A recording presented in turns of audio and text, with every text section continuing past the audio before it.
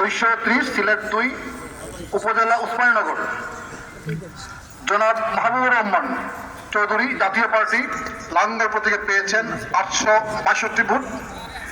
জনাব মোহাম্মদ মুনতাসির আলী খেলাফত মজলিস দেওয়ালঘড়ি, উনি পেয়েছেন 19,492। মোসাম্মদ তাহসিনা রশদির বাংলাদেশ জাতীয়তাবাদী দল বিএনপি ধানের প্রতীকে পেয়েছেন 48,720।